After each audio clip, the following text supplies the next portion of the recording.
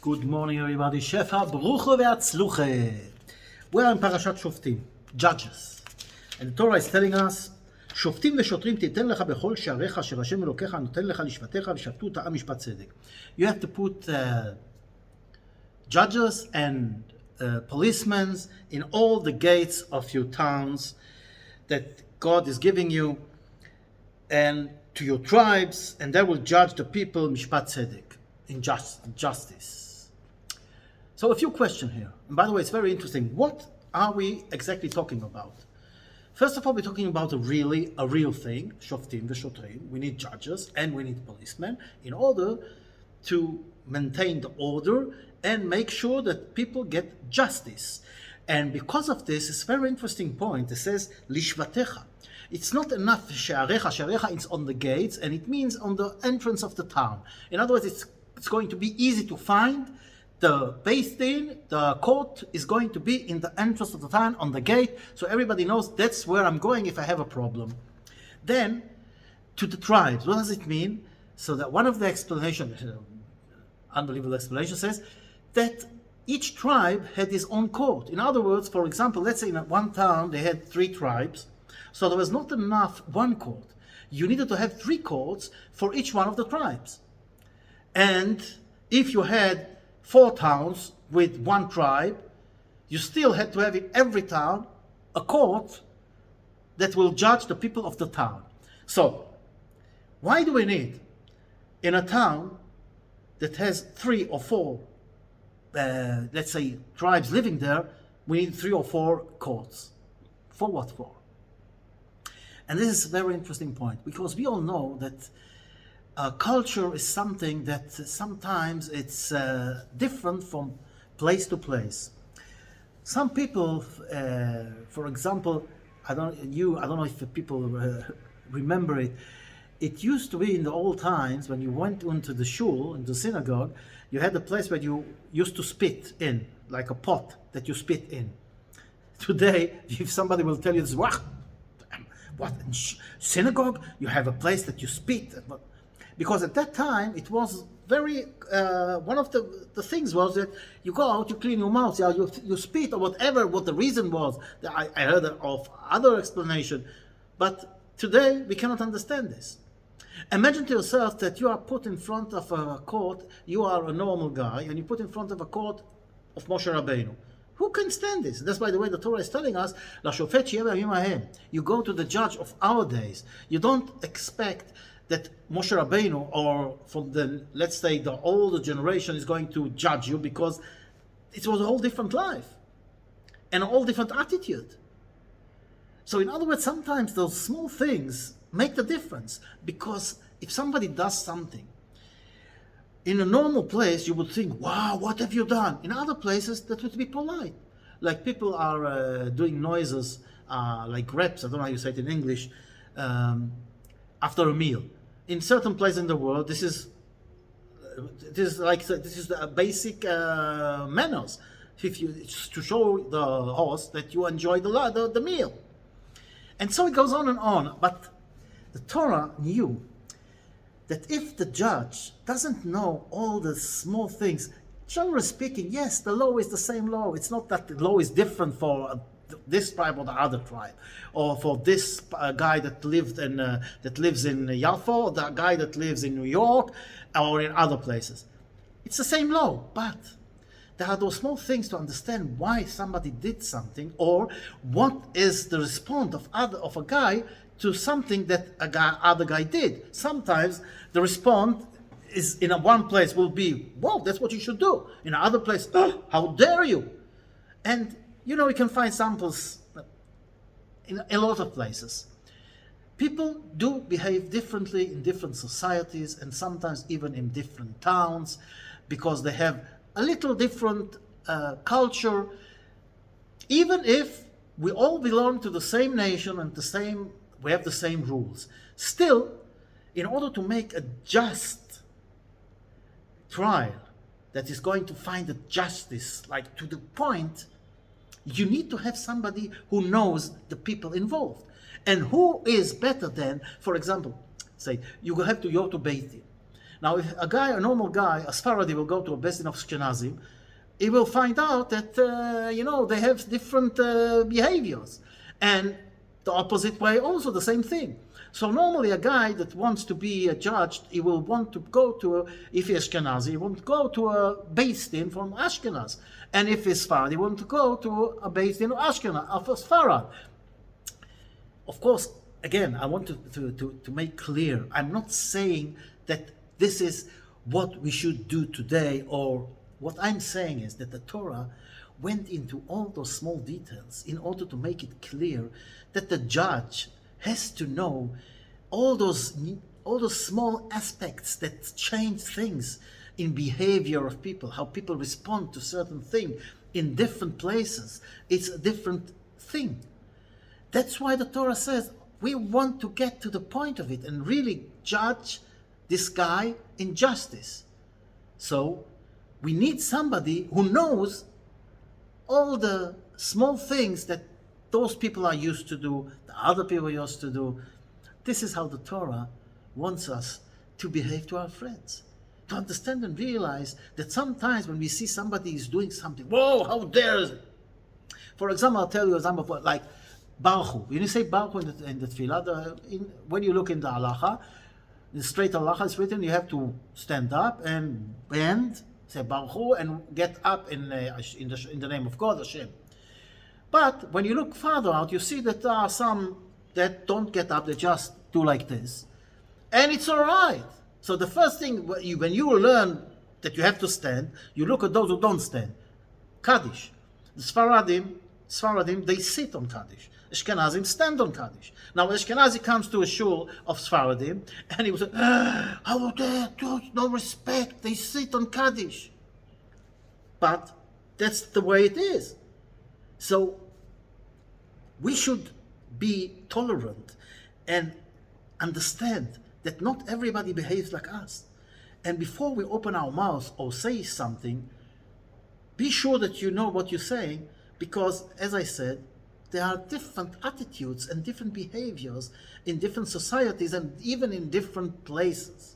I say it in business now. When you open a shop in this city, near Jerusalem, and a lot of people come from Jerusalem and the area, it's a different crowd from the people in Tel Aviv and Petach Tikva and Ra'anana. A different, the same people, but still different things they want. That's why the Torah is telling Shoftim v'shotrim titen lecha bechol sha'arecha. But the main thing is to understand ourselves. That the gates we're talking about are the gates, especially now the gate to enter the new year, Chodesh Elul. And in order to enter this gate, we have to put judges and policemen on our gates. Which gates? The gates of the body, the mouth, the eyes, the ears, and guard it very well so we hear what we should hear, and what we shouldn't hear, don't listen. We talk nicely. Don't take bad words out. Don't talk Lashon Hara. And of course, enter in the mouth, enter in the body, eat what you're supposed to eat, and not things that you're not allowed to eat. Eyes, look at a holy thing and not at other things. And so on and on. And one of the things that you do when you get into a gate, for example, when you go to a mall, you have a guard out, and he's checking you that you haven't got a gun, and if you have a gun, you do have the license. Now, if you go to secret facilities, it's even worse, what they check you. And for example, when you go on a plane, there are things you're not allowed to take with you, so you have to clean yourself up. Water and things and other liquids that you're not allowed to take, you just throw them away, and then you go in.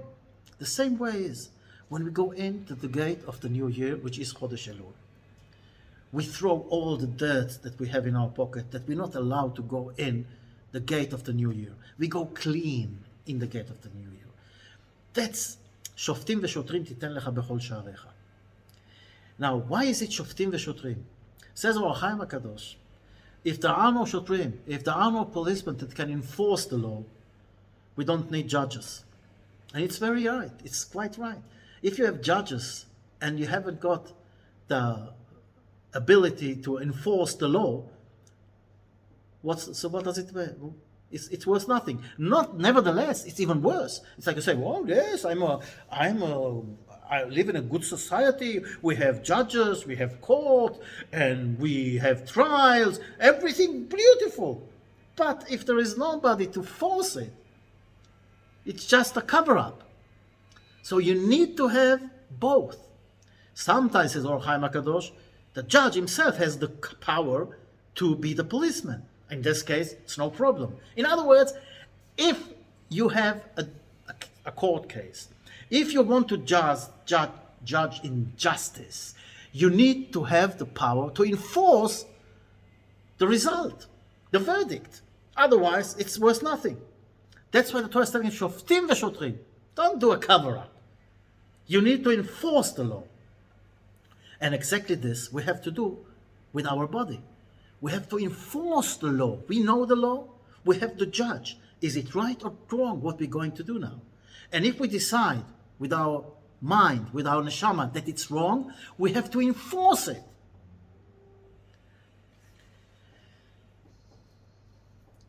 So, שופטים ושוטרים תיתן לך בכל שעריך. So, the Torah also tells us, 1 minute, I want to find it. ובאת אל הכהנים הלוויים ואל השופט אשר יהיה בימים ההם דרשת ויגידו לך דבר המשפט. And you will come to the Kohanim, the Leviim, and the judges at that time, in the time that you live, in other words, and what they say, that's what you do. And they're going to guide you al pi Torah on, and will show you and tell you what is the law, and whatever they tell you, אשר יאמרו לך תעשה, לא תסור מן הדבר אשר יגידו לך ימין ושמאל. You should not move right or left. Now, what does it mean? So Rashi explains, even if they tell you that left is right and right is left, you still listen to them. And people will say, wow, it's Moshe Rabbeinu, let's say the generation before, our ancestors, I understand, but those people today, they're not at the same level, says the Torah by Yamim Ahem. And as we explained it before, we have to understand, we cannot be judged or be guided by people from other generations because they don't realize what it is today. If you take Avraham Avinu and put him in a car on 40 kilometers an hour, he will get a heart attack. Elevators, they didn't have. And a lot of things that today we live and they didn't have, so they cannot judge you. It's like shoes. You need the shoes in your size. You cannot have shoes that are if they're, let's say, a bigger size, they will fall. And if they're a smaller size, you will ruin your foot. So you need the right shoes. And you need the right shoe on the right leg and the left shoe on the left leg. Same thing. And this is what the Torah is telling us. What the judges that live now with us, they are telling us what to do. And sometimes we think we know this is right. It says, no, this is wrong and this is left. So what do? You go where you think you should go or where the rabbi tells you to do, the rabbi that lives with you today, Dolei Ador, the judge of today. A very simple example. I always say it. When we go from, I don't know what number road this is, near Bar Ilan University, if you come from the Shomron and you want to go to, you passed Bar Ilan University on the right side and you want to go to Ra'anana. So you would think, I have to take right. Wrong. The sign says, to get to Ra'anana you have to take left. But it's right. And to go to Ashdod, you have to take right. Wow! This is wrong. But it's not wrong because we don't see the road. And the road goes like this, around. In other words, if I go right thinking I'm going to Ra'anana, I will find out very shortly that the road goes back and goes to the other way. But I don't see it. And that's why this sign is there. And always when I go through there, I remember, Lo yasor v'davar asher yagidu l'cha yamin v'shmol, that you should not move from what you are being told. Because we don't see the whole picture. And those who see, they tell us, this is not right, this is left. And we'll find out eventually that they are right. So who do we listen to? This is also one of the problems. There's a story, a funny story about a guy, a father and a son and a donkey walking. Comes a guy to them and says, "Well, you stupid or something? You have a donkey.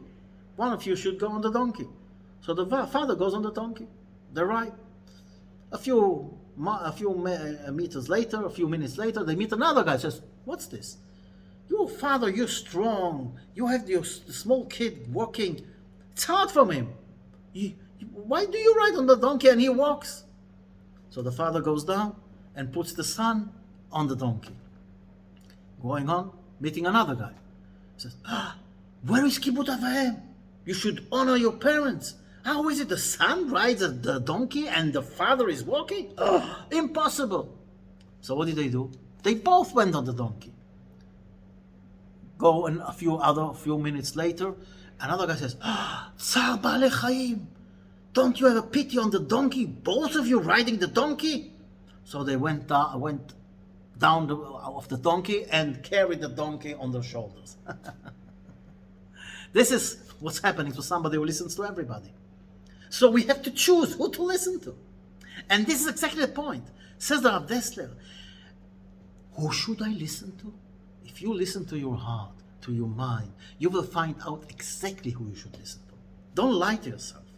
Don't cover it up with your desires, but think clearly. Tamim tiyeh Hashem Elokecha. Tamim, be honest with yourself. Be whole with yourself.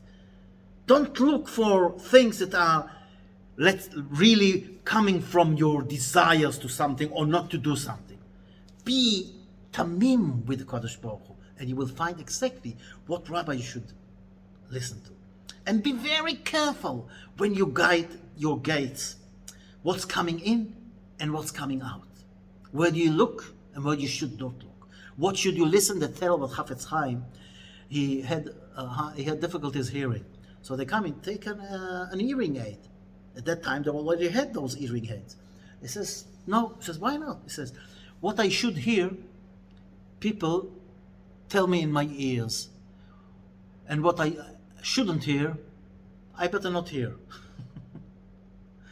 And this is exactly guarding the gates. Especially when we're talking about also the gates of the new year. To come in with the right foot to the new year. Be innocent. And you will find the right guidance. And be aware and careful who you're letting in. Not only what, who you're letting in. Who do you listen to? There was this firm, they still exist, I'm not going to say the name. It was a family business. And they took an accountant. They needed to have an accountant. The business was growing. And they needed an accountant that will work with them like full time. And they took this guy. And this guy really did very nicely. And he gave them all those ideas to do here and there. And then one day, he together with one members of the family, but really somebody very far that didn't have anything to do with the business, didn't had maybe 1% or 2% of the business, if at all. And they wanted a meeting with the owners. I think it was two brothers, I don't remember how it was. And the accountant told them, I want to be a partner. He says, we have enough partners, we don't want you as a partner. He says, look and listen. If you don't make me a partner, I'm going to go to the tax people and tell them exactly what you're doing here. He is the one who told them what to do. And now he's threatening them that he's going to tell. They didn't have any other option. They put him as a partner. And slowly but surely, he sent them out of the business. And he took the business over. He with this other guy from the family. A true story. So be aware. Sometimes you're letting something go in and you think, this is very good, I need it. Be very careful who you're letting in. Because it can end as I told you now. I want to end this shiur with something also very interesting. It's also about tmimut, to be innocent with God, to understand that God is doing the best for us. One of the things I thought about it a few times, and it was very hard for me to understand. Tfilat Shmoneh Esrei. We stand in front of God, and we're really praying alone to God, by ourselves. Me with God. So why do I need a minion for this? Why is it not enough for me to stand at home and daven? Pray to God, because that's the main part of the prayer. Tfilat Ha'amidah, Shmoneh Esrei. And in Shmoneh Esrei, I'm alone. I'm alone with God. So why do we need a minion? You know, when I learned this, a few years ago, I went to Baden-Baden in Germany. We went for a holiday. And I found that there is a Bet Chabad there, but I realized later on that there's no minion during the week. Only on Shabbos they have a minion. And I couldn't understand. What a rabbi. What, a minion only on Shabbos? It's not nice. So I didn't have any other option. I was davening in the room, alone by myself. On Shabbos, I was very happy that I can go to a minyan, and I went to this minyan, and really, a lot of people, interesting enough, all of them were Russian. There was not one German there, Jewish German. All of them Jewish Russian. The Sidurim, the prayer book, they were all in Russian. Not only the explanation, but also the Hebrew words were written in Russian. I hardly find a siddur that I can pray with. And then, it was going on and on. They were singing, and the rabbi was explaining, and everything in Russian. When he realized that we are from Israel, he said a few words in Hebrew. He says, "Wow, why didn't you tell him that we're from Israel?" It was a very funny feeling, you know. You're in Germany, and the shul, all of the people there are Russians, and the rabbi speaks in Russians, and it goes on and on. The next morning, the tefillah, wow, it didn't end. And then I realized something. First of all, when I thought that the rabbi doesn't know what he's doing, it's not nice what he's doing, I was judging, as I said before, the wrong thing, in the wrong way. I didn't know the people, I didn't know the attitude, I didn't know what are we talking about. If this rabbi would have tell the people that come every day for a minyan, very shortly you will have nobody there, nobody coming to the shul, not even on Shabbos. So he was clever enough to understand that the crowd is God. They are not exactly people that were raised up as religious people. They are all, most of them didn't even know what it is praying to God, what it is to be Jewish. And here and there, he could gather them together as a group. And this, with innocent way, they wanted to feel God. They wanted to get closer, but you need to do it in a clever way. So he decided, I'm going to do it only on Shabbos service. Afterwards, a kiddush, people will come and we will sing, and we have this, let's say, once a week on Shabbos Kodesh. And he was so right. So to see the thing from outside, you're not realizing what is the whole picture. As we said before, again, connected with this. There are different attitudes, different communities. But the crucial point was, when we said Shmoneh Esrei, when we were praying Shmoneh Esrei, I felt, after a week davening by myself, I felt it different. They didn't speak my language. Still, we all were Jewish, standing in front of God, each one of us with his own prayers, talking to God together. Yes, I felt it. The feeling of being together, though I was praying by myself to God. But this atmosphere of those Jews standing there together, praying to God, each one with his own prayers, especially there in, who knows if they prayed and they asked, I'm sure that part of the tefillah was in Russian. Then I understood it. The different. So sometimes we think we know better. Sometimes we don't realize what it's all about. And then comes a day, and you see and you feel, even things that bothered me for many years. I thought to myself, what is so important of being in a minyan? Okay, it's nice to come to shul, you have the whole prayer, but there and then, I felt this unbelievable feeling because the whole week I was davening by myself. And then suddenly I'm davening with this shiur in a foreign country with this strange atmosphere. Germany, Russian minyan, all the Sidurim in Russian, the rabbi talks in Russian, but still we pray together to the same God, the same prayers. So let us go into the gates of this year, cleaning our gates, making sure to enforce the law of God on ourselves, especially now, doing the right things in the eyes of God and throwing out all the naughty things we did. And with innocent, go into the gate